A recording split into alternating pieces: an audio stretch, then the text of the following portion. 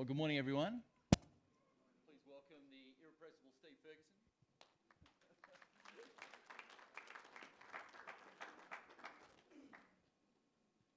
Steve's one of our elders here, and did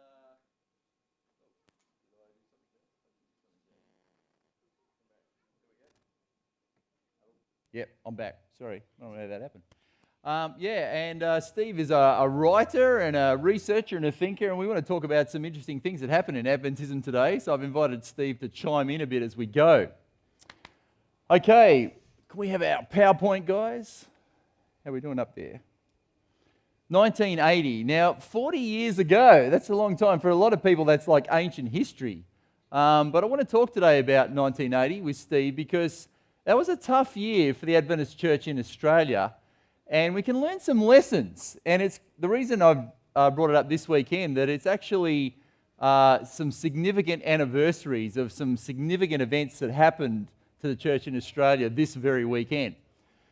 Now, I call it the Annus Horribilis. Are you a Republican or a monarchist, Steve? I voted yes to the 1997 referendums. 99, yeah. 99, was it? Yeah. I rate the Queen, though, you know. Yeah. Prince Harry's doing such a good job, I don't know. I might be more monarchist these days. That's right. Anyway, so 1992, the Queen coined this term, or made it famous, because she had a tough year. That year, Prince Andrew and Princess Sarah separated, and then her daughter, Princess Anne, got divorced, and then there was a fire at Windsor Castle, and then Prince Charles and Princess Diana had a messy separation. And this is the quote. She said, 1992 is not a year I shall look back on with undiluted pleasure. I love that. In the words of one of my more sympathetic correspondents, it has turned out to be an annus horribilis. Well, 1980 was an annus horribilis for Australian Adventism. 40 years ago today, the Australian theologian Desmond Ford was sacked, which caused a lot of controversy. 40 years ago on Monday, the daughter of the Adventist pastor Michael Chamberlain, his wife Lindy Chamberlain, died at Ayers Rock, and then that led to a whole controversy.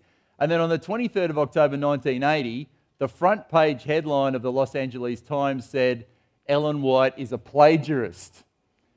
How would you be feeling, Steve, if you were an Adventist that particular... Not good. You might be looking around for some other religions, perhaps. Yeah. It wasn't a great time. There's a lot of bad stuff going down. And we want to explore those three events briefly today and say, well, what can we learn from what happened? So let's start with the Chamberlains. Michael Chamberlain was the Adventist pastor in Mount Isa in rural Queensland, and he and Lindy had two boys, Aidan and Regan. Aidan was 6, Regan was 4, and then they had a 6-week-old daughter. And they decided to go for a camping holiday to what was then known as Ayers Rock, or Uluru. And this is either the day of or the day before when Azaria went missing, and there she is with Mum at Ayers Rock herself. And this is a picture of the Chamberlain's tent. In those days, you could camp right near Ayers Rock. You can't these days in this area, but yeah, there was a lot of wildlife in the area. What they didn't tell the Chamberlains or the other people there, that there were significant concerns with dingo activity. The rangers had written to head office saying, hey, send us bullets, we want to shoot some of the dingoes. They've been getting quite tame towards humans, quite aggressive. Some people have been bitten in the days leading up, and there were concerns about dingoes. The night of the 17th of August 1980, Lindy went to the tent of the evening. The adults were cooking dinner.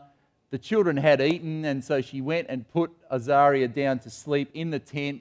She put the younger boy to sleep in the tent, and the older boy was about to go to sleep, and he said, I'm still hungry. Your kids ever say that, Steve?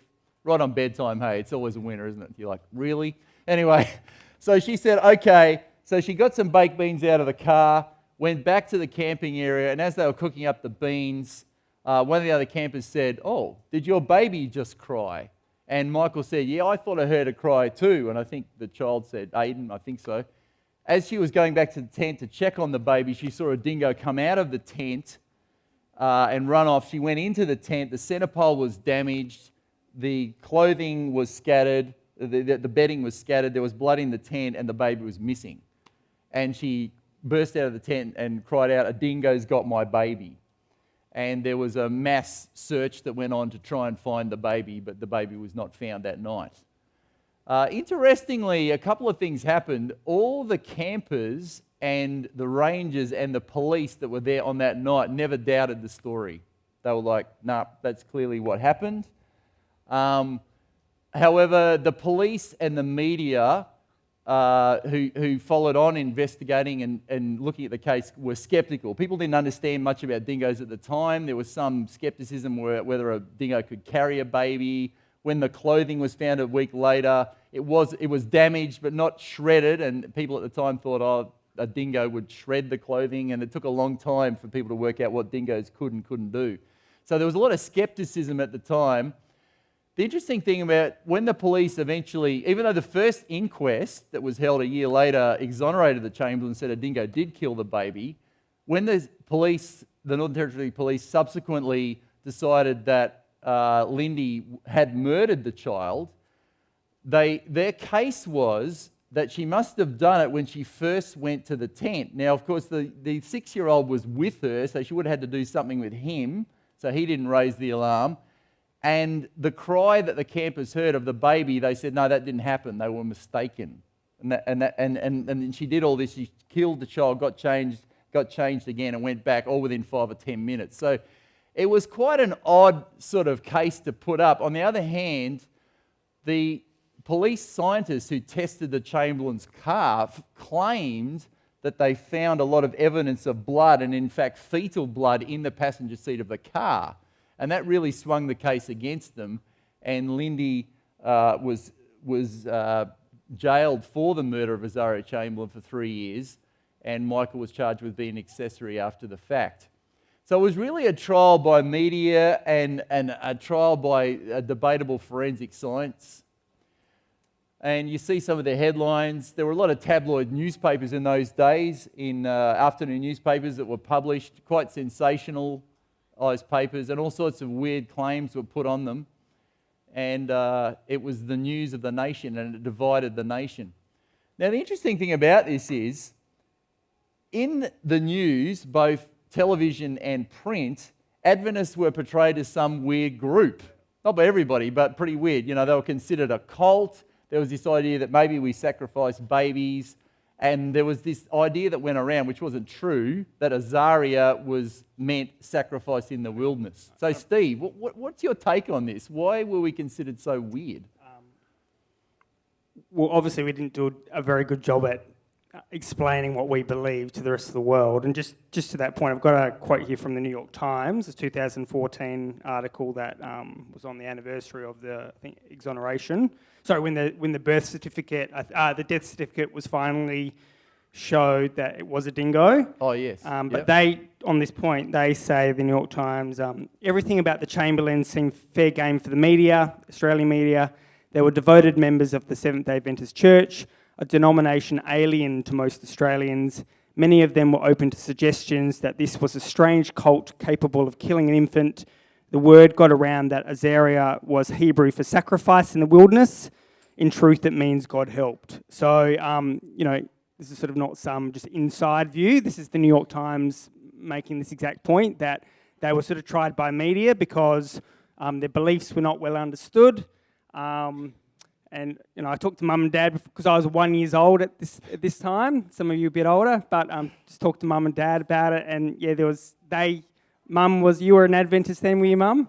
Yeah, but Dad was sort of on the periphery and got asked lots of weird questions at sort of barbecues with non-Adventist friends about whether the Adventists really did engage in child sacrifice. And I think what was it, Mum? Dad once said, "Oh yes, yeah, June's got him. Better get home now because June's got the kids out the back. She's going to do a child sacrifice or something." And the point was how absurd this belief, but it was a widespread belief. Yeah. So we didn't explain ourselves well. And look, interesting enough, if you go right back to the beginning of Christian history, there was a period where the early church had the same exact problem. So Wow. there's quite a few your sort of early pagan historians who thought that Christians engaged in human sacrifice and cannibalism because they, every so often they would have this ceremony where they would eat the body of this guy called Jesus Wow. and drink his blood. So not understanding our communion service. And they also thought we practiced mass incest because everyone was sister and brother in this. So it just sort of illustrates it's not a new problem, but it's one, and the question is to what extent. I think we've improved, but how much have we improved? That's the interesting question. That is the interesting question, and I would agree. At the time, Adventists were quite isolated. They didn't really mix with other Christian churches much at all. A lot of people, their sort of goal in life was to go to Adventist schools and then work for the Adventist church so they didn't have to mix too much with other people. And I think we just weren't out there and people didn't know much about us. And so when this hit the headlines, we were just cannon fodder for all these weird theories. And I do, even sort of, what is it, 40 years later? So 20 years later, I've got from a US survey in 2003 said that 44% of Americans had never heard the name Seventh-day Adventists. 15 of those who had, 15% got confused between Adventists and Mormons, and 7% believed that Seventh-day Adventists refused blood transfusions. And when I was at law school, so that's 20 years ago, we had the Archbishop of Perth come and give a lecture at our law school class on religious liberty, and his exact words were, "I fully support religious liberty. I support the right of every Seventh-day Adventist to refuse a blood transfusion." Oh, man. So, yeah, basically, in case what are we saying? Yeah, we do encourage blood transfusions. We do. There's another group that and don't. and so because of that, Yeah. in my workplace, I don't proselytize, but they know I'm a Seventh-day Adventist, and they do know that I do accept blood transfusions if there's ever a workplace incident where I need blood. Yeah. So the good thing about the Chamberlain story is that it was a sad story for a long time, but it finally had a happy ending. Lindy was jailed for 3 years. Now, part of the evidence against her was that there wasn't dog or dingo saliva on the jumpsuit when it was found. And she always said, well, there was a matinee jacket as well. And they said, no, it's never been found. You must be making that up. Well, an American tourist fell off Ayers Rock and died in 1986. And when they went to recover his body, they found the matinee jacket. And they went, ooh. So they released Lindy. They had a royal commission. And when the royal commission went through, they discovered that the scientific evidence was flawed, that what they thought was blood in the car was actually, the chemicals were reacting to commercial sound deadener that had been sprayed on, milkshake and copper dust. That's sort of what it reacted to. And so once they looked into it, they went, no, she clearly wasn't guilty.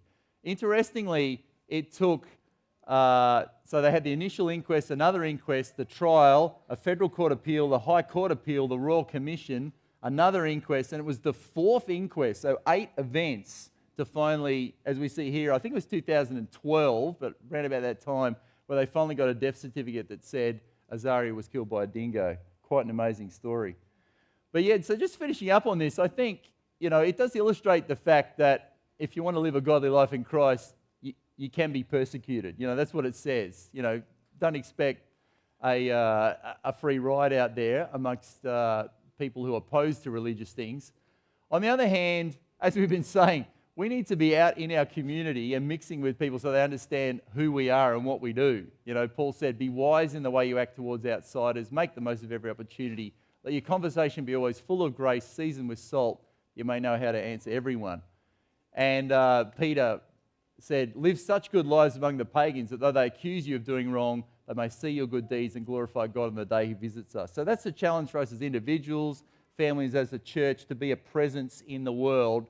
So people go, I might not agree with those Seventh-day Adventists, but I know they're normal people and they do good things. Okay, let's talk about new understandings of Ellen White. Ellen White was one of the Adventist pioneers, and Adventists have always believed, it's sort of optional, you don't have to believe this to be a member, but we've believed as a church that she was given the gift of prophecy. And it talks about the gift of prophecy in the New Testament, 1 Corinthians 14, follow the way of love and eagerly desire gifts of the Spirit or spiritual gifts, especially the gift of prophecy. The one who prophesies speaks to people for their strengthening, encouraging and comfort. And then it says this text in Joel, which was also quoted by Peter in Acts 2 on the day of Pentecost. It talks about, afterwards I'll pour out my spirit on all people.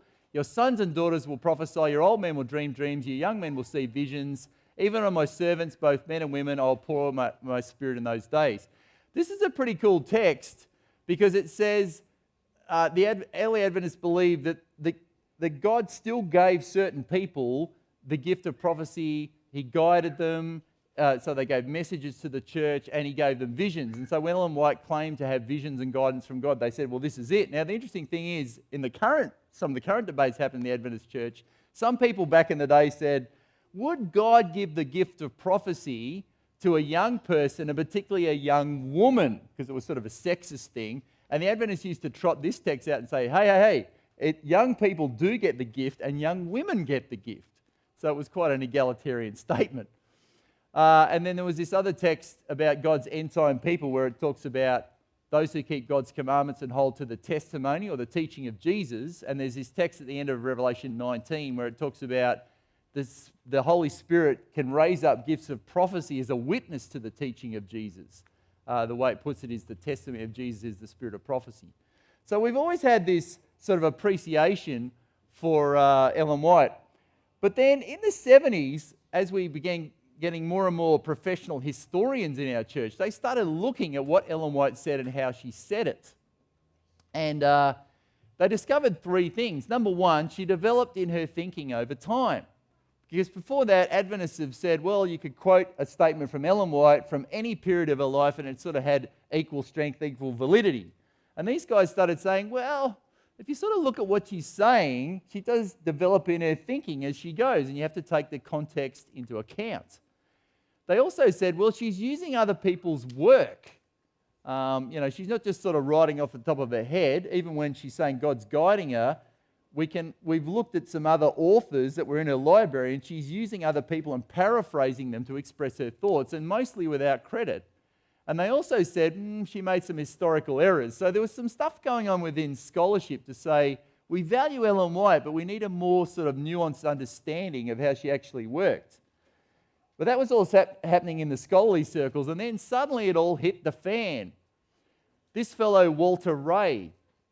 Walter Ray was an Adventist pastor in Long Beach, California, and he was a huge Ellen White fan. Walter Ray had basically memorized huge sections of Ellen White's writings, and he used to compile her writings into topics. So he'd talk about everything she said about this Bible story or that story or this topic, and he published this stuff. And then he got curious about the other books that Ellen White had in her library, because we have a list of what she had in her library, and he started getting copies of these old books. And then when he started reading them, he went, man, there's a lot of similarities. Ellen White has used other authors in her writing more than we expected. Now, an enterprising reporter named John Dart from the LA Times sort of heard a bit about this and did a bit of reading amongst some of this scholarly discussion, and he rang up Walter Ray and said, can I interview you? And Walter said, okay. And when he was interviewed, he used some very strong language. I think the reason was that Walter had been quite a sort of fundamentalist and had a very sort of ivory tower view of Ellen White. When he discovered how she actually worked, he got a bit disillusioned. So when this guy rang him up, he said, Ellen White is a plagiarist and she was deceptive about it. And this ended up on the front page of the LA Times, and it was then in the Washington Post, the Chicago Tribune, and eventually it was in Time magazine and Newsweek magazine, and this sort of went all over the place. And so it was quite a controversy that came up. And, the church eventually had to sort of go, how do we look at this? And unfortunately, people tended to polarize into the camp where Ellen White could do nothing wrong, or if you didn't believe that, suddenly you thought she was a fraud and a fake. And the church had to come to a more nuanced view where they go, well, Ellen White is a human being, and there are some aspects of being a human being where, we need to take that into account. And just because she's inspired doesn't necessarily mean she's inerrant. What's your take on all this, Steve? Ellen White and Walter Ray and all that.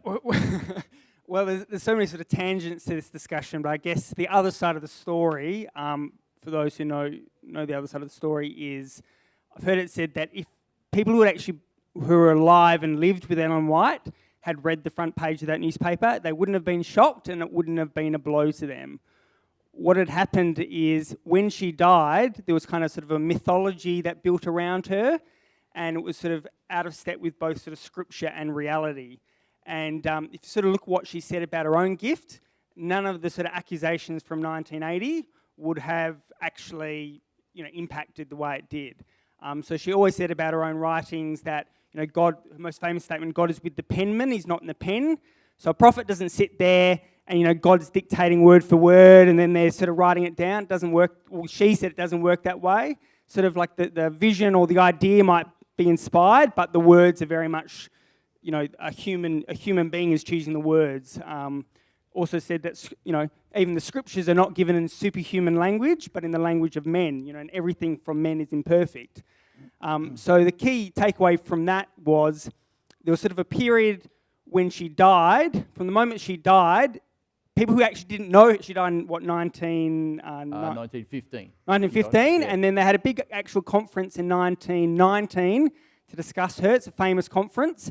And all those who actually knew her, and actually some of them were involved in helping prepare her writings, said, no, let's not put her on a pedestal. She was a prophet, but you need to understand what that means. And then there was, ironically, a younger generation of hardliners who said, no, you're disrespecting her. Every single thing she ever said was absolutely correct, no matter what.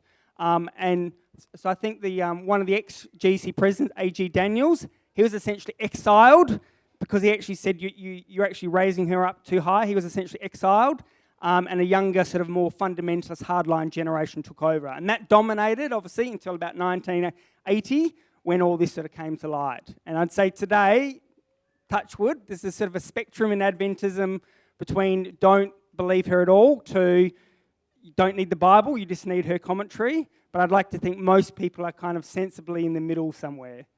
Yeah, and we can learn that from this experience. Yeah, it's a great comment. Interesting thing, the 1919 Bible Conference minutes that Steve referred to, which was so insightful, they sort of got filed and lost. And we don't know whether that was intentional or unintentional. It may have been intentional because these younger fundamentalist guys were so angry with the older guys who'd worked with Ellen White that if it had been more widespread, they would have suffered more persecution, or it could have just been misfiling. But these things were lost, and no one knew this until some guy was sort of tidying up the archives in about 1978 and went, what's this? And went, oh my goodness, and discovered these minutes. And we suddenly had this insight into how the pioneers had seen Ellen White, which was a much more balanced view. My sort of personal view of her, you can write me angry emails later, is if you've seen that movie, The Matrix series, The Oracle. So the thing about The Oracle, she's very she's sort of a prophetic figure in this fictional movie series. She's very pastoral. That's really her emphasis. So at one point, even the main character comes to her, wants to know if he is the one, the one. And she goes, you're not the one. But actually turns out he was the one, but she told him what he needed to hear in order to get him over the line. And there's a story with Ellen White where she meets Captain, what's it? Joseph Bates. Yeah, yep. And he's into astronomy and he sort of sees so many moons. And she records to him how many moons. But she actually gets it, from scientific terms today, we know it's wrong. She actually tells him the wrong answer. But she told him the answer he needed to hear at the time. Yeah, it was correct for what they understood at the time. And so that's the other thing. Prophecy is, in Adventism, there's this thing called, it's from the Bible, present truth. God doesn't lay out the truth all in one hit. Often, God sort of gives us the truth that we can accept at the time. And we always have to sort of keep going forward. What our grandparents knew doesn't mean that we won't know something new. Yeah. Yeah, it's not often that I'm reading Ellen White where I would necessarily disagree with a theological point of view she has, but I think really her calling was as a preacher and a leader, because there were times within Adventist history where they had theological debates and one side had tried to quote her to win their side of the debate, and she said, hey, don't quote me. And she was happy to change her mind on a point of theology and a point of history. She was a reactive figure, so there's a sort of a myth. So our beliefs don't come from her. Other Adventists came up with all our beliefs. Her only sort of role, her main role was to actually be reactive to what people came up with. So she didn't sit there and say, you need to believe X, Y, Z. Other people came up with all that. At most, she was like, oh, I'm not sure about that. And as to the sort of, it seems a little bit cultish to talk, in some people's mind. But the irony is we'd be much more cultish if it wasn't for Ellen White. She made us much more orthodox. So the idea of the Trinity, which is one of our major fundamental beliefs. The early Adventists, a lot of them didn't believe in the Trinity. She kind of drove them towards that.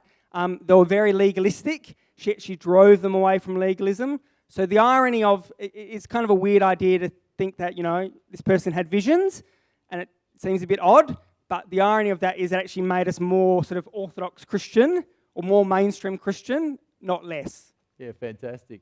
So I think this is one thing I mentioned. This is quite an interesting study. This is by a Melbourne doctor a few years ago, Don McMahon. He looked at Ellen White's health teachings and compared them to the other health reformers of the day and also modern science. And he said two things. Well, he said, one, she was miles ahead of the other guys. Like, they got some stuff right, but she had a higher hit rate. And then he said she's right nearly every time on the principles she teaches, but the reasoning behind it sometimes she gets wrong. So it's almost like God guided her on what to do, but when she explained the physiology or some of the medical stuff, she didn't always get it right. And that's not a bad model, I think.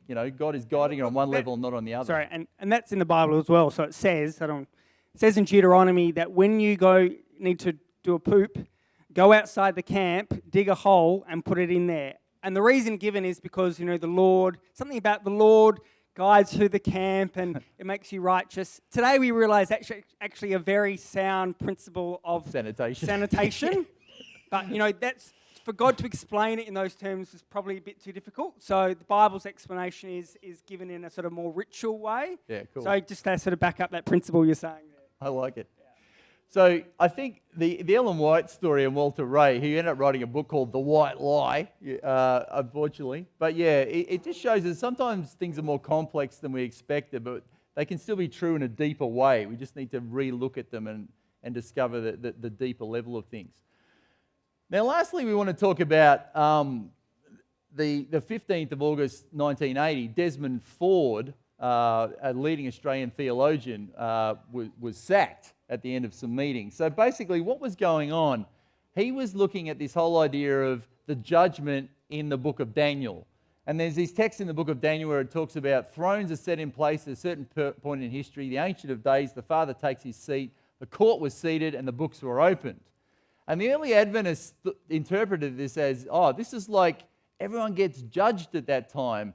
And you have to have more ticks than crosses and make sure all your sins are forgiven and be perfect when your time comes up in the judgment, otherwise you're not going to make it. And people like Desmond Ford said, is that actually what the Bible teaches? Because when you look at the wider context of Daniel 7, it says, hey, the powers of evil, represented by a horn in this case, are waging war against the holy people and defeating them until the Ancient of Days comes and pronounces judgment in favor of God's people. And they possess the kingdom. So it's almost, in Daniel's mind, there is a larger teaching of judgment in the Bible, but the focus in Daniel is more on God intervening to overcome evil and set up his eternal kingdom. And it's the same thing in Daniel 8. Now, we're not going to know the details of what all this represents, but there's a question in Daniel 8 where, again, it depicts the forces of evil through this horn power doing all these things, affecting the daily sacrifice, the rebellion that causes desolation, the surrender of the sanctuary, the trampling underfoot of the Lord's people, basically evil, persecuting God and his kingdom, everything that it's all about. And the answer comes back, it won't go on forever. It'll take 2,300 evenings and mornings and the sanctuary will be reconsecrated. So that's a time prophecy and people debate what it actually applies to. But at a fundamental level, it's sort of saying, hey, what this is talking about is not so much us being worried about, are we going to make it into heaven? It's more God saying, hey, I'm going to intervene on your behalf and get rid of evil and set up the heavenly kingdom. So anyway, Desmond Ford had been the head of the theology department at Avondale College, our Adventist University College in New South Wales, from 1961 till 1977. He was then a lecturer at Pacific Union College in California for 2 years. He was an inspiring speaker, quite a poetic speaker, a very passionate speaker. He was very strong on salvation by grace through faith, the Reformation gospel. And he became very popular through this, both in Australia and America. He spoke at a lot of camp meetings, at colleges. He spoke at weeks of prayer at different places. And there was a lot of sort of legalism and perfectionism at the time, and he was sort of the antidote, and people just loved what he had to say, and so he was very popular. There was a group on the East Coast who called themselves the Concerned Brethren. That was a group of retired pastors and evangelists who didn't like what he was saying on a number of things. They thought he was emphasizing grace over obedience too much. They didn't like the fact that he was moving beyond the traditional Adventist pioneer view of prophecy and suggesting some different things. So he was a bit of a controversial figure. But then on the 27th of October 1979, he gave a talk at Pacific Union College where he said, hey, we need to majorly rethink how we approach these prophecies. And not only was he saying that the judgment in Daniel wasn't a judgment of believers, but he was saying its primary fulfillment was not pointing to 1844, as Adventists had always said. So there was this huge controversy generated from that, and they gave him 6 months to write a document. He wrote a very long document, a 991-page document, that was given to a group of 115 Adventist scholars and church administrators. They met at the Glacier View Ranch in Colorado from the 10th to the 15th of August 1980.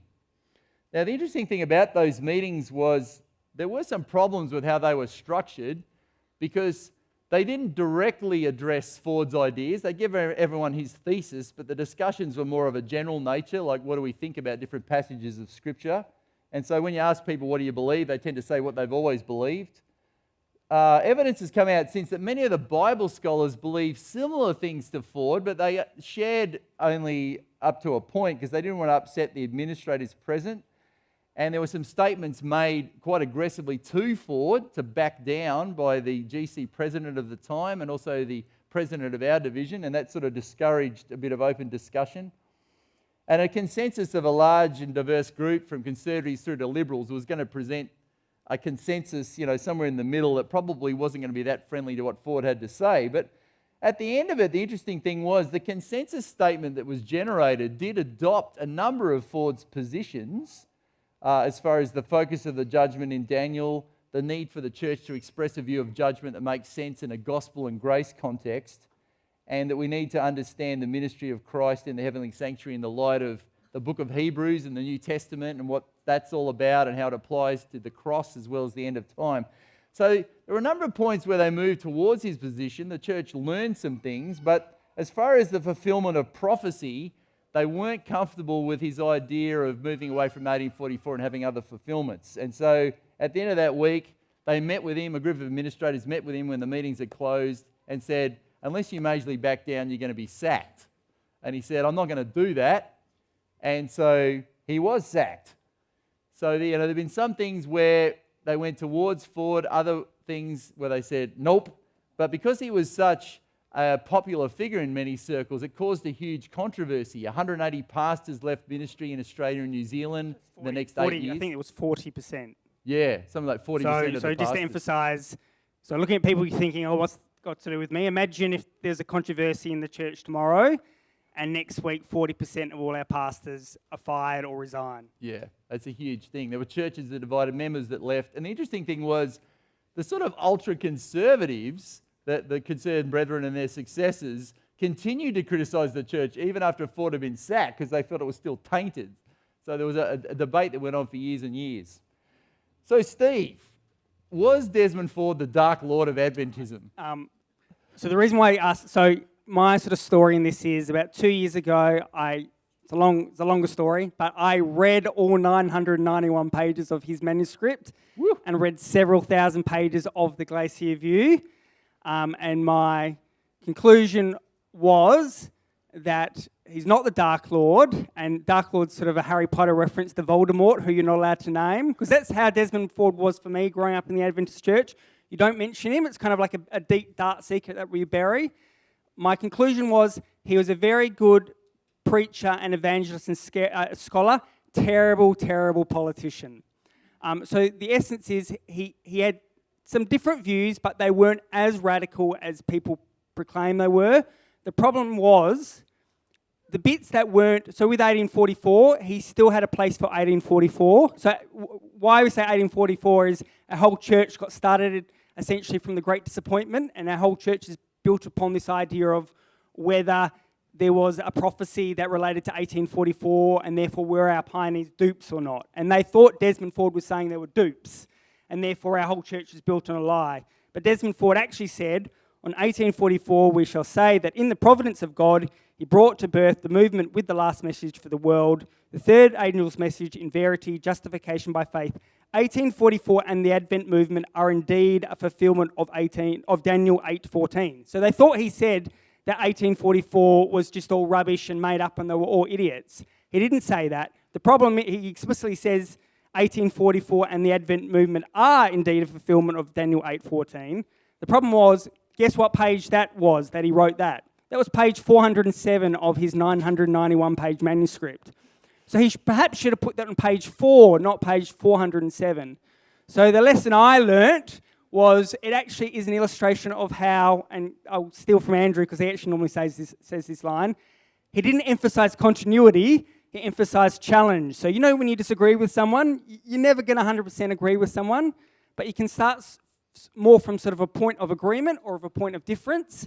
And he sort of, it seemed that he was emphasizing difference, and also those who were out to get him were also emphasizing difference. So we actually agree with his detractors in emphasizing difference. Whereas if you actually read all 991 pages, it actually isn't as radical as, at least in 1980, as people think. But all the stuff where he's kind of like emphasizing continuity is buried deep, deep in the document, not right up at the front.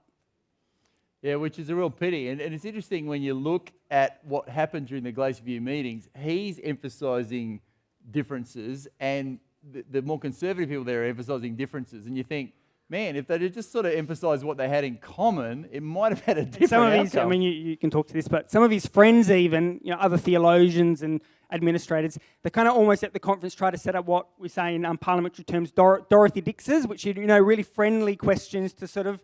So they even sort of emphasised Dorothy Dixer questions, and a few times he just didn't understand that's what they were doing, and then just went off in the tangent, and again was quite divisive. Yeah. And it's just a tragedy, I mean, perhaps today, because the funny thing is, he even after he was sacked, he still upheld the Sabbath, he still upheld the health message, he still was a fan of Ellen White. Unlike other people that tend to leave the church to give it all away, he was still basically, an Adventist, but he just had this one point he was different on. Yeah, and I'm not saying you have to believe, what he believed or taught, but it's important. I think this lesson's more about how people, because I had this myth about what I thought he taught and believed, which when I actually read what he taught and believed was kind of true, but kind of wasn't true. So it's very easy to judge someone without actually taking the time to actually find out what they actually say. So if it all happened today, it may be that they could salvage something. It may be that they would still say, oh, sorry, mate, you're not orthodox enough on this point, you've got to go. Who knows? But it's just an illustration that it was a tragedy because he was a great leader within the church, and it was a tragedy because his sacking led to a lot of controversy and a lot of people leaving the church. And so whatever your take on this guy is, you look back and you think, mate, change is difficult. And when we debate things, we have to be as respectful and unifying as possible. And the other thing is, we can learn from a challenge. You read through his stuff and you go, oh, I don't agree with you on this and that. And you think, but this is a good point. And the church did learn things from him. It's easy to, when someone comes out with a different idea, to just demonize them and go, no, they're the Dark Lord, when probably they actually weren't. There's a lot of stuff that I disagree with what he said, but I agreed with what he meant or what he was trying, the issue that he was identifying. So the idea that the judgment, it's going to be some sort of perfectionist balancing act, that was the essence of his concern, and I agree with him on that 100%. So, but that's not to say I agree with all his other other issues.